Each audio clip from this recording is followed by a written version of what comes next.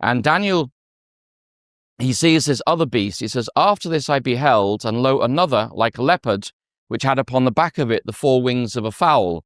The beast also had 4 heads, and dominion was given to it. And so this is the third animal that comes up out of the sea in his vision. And we say, well, what animal, what empire could this represent? So if you interpret scripture with scripture and you drop to Daniel 8, there you have a picture of it. Well, I'll tell you on the screen, it's Greece, but you have a 4-headed leopard with wings on the back. And the wings, once again, emphasize the speed of the conquest as the Greek Empire under Alexander the Great exploded from northern Greece, and they conquered all the way across to Afghanistan and down into Egypt, and they conquered almost the entire known world.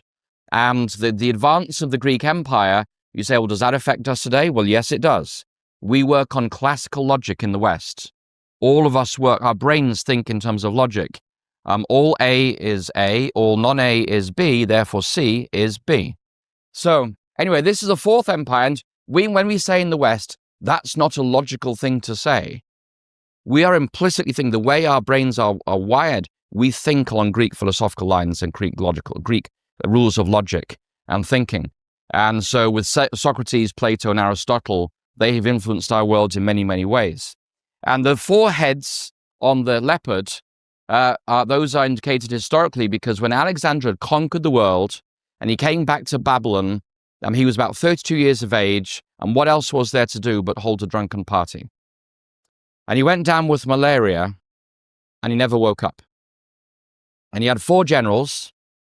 Those generals were Cassander, Lysimachus, Ptolemy, and Seleucus. And they divided the Greek Empire up among themselves. And so Seleucus took modern-day Iraq and Syria. The Ptolemies took Egypt, so Cleopatra was the last of the Ptolemies. Lysimachus, he took modern-day Turkey. And Cassander, he took the Greek portion of the empire.